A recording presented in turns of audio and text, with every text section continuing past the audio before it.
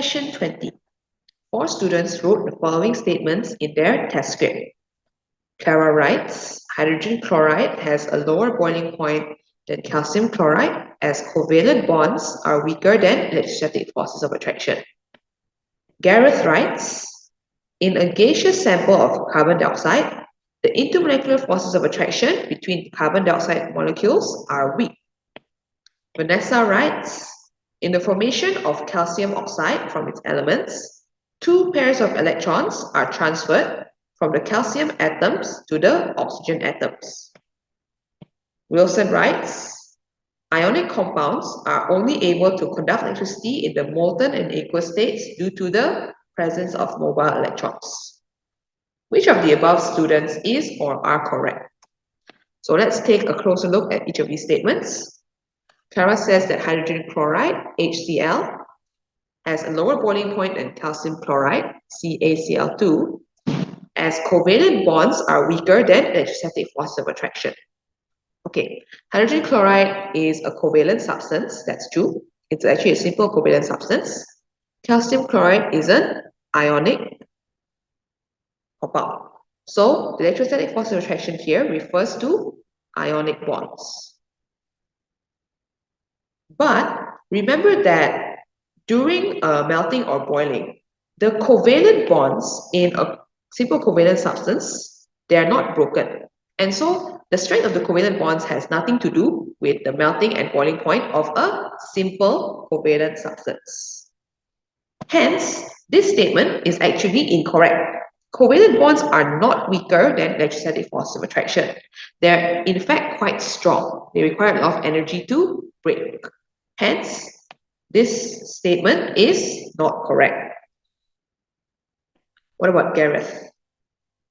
In a gaseous sample of carbon dioxide, the intermolecular forces of attraction between the carbon dioxide molecules are weak. Yes, this is true because the carbon dioxide molecules, they're very far apart, especially in the gas. So because they're far apart, they do not have a lot of attraction to each other. So they're actually very weak. Hence, Gareth is correct. What about Vanessa? In the formation of calcium oxide, so formula is CaO, from its elements, 2 pairs of electrons, that means 4 electrons, are transferred from the calcium atom to the oxygen atom. Okay, calcium is the metal here, so it will lose electrons, whereas oxygen is the non-metal, so it will gain electrons.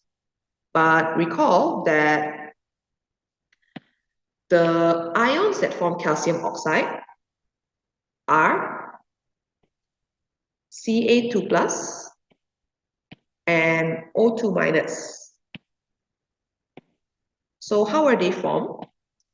Calcium must give 2 electrons to each oxygen atom. So it is not 2 pairs of electrons, but 2 electrons. Hence, Vanessa is incorrect because she says it needs to transfer 4 electrons. What about Wilson? Ionic compounds are only able to conduct electricity in the molten and aqueous states due to the presence of mobile electrons. Okay, in an ionic compound, the mobile charge carriers are not mobile electrons,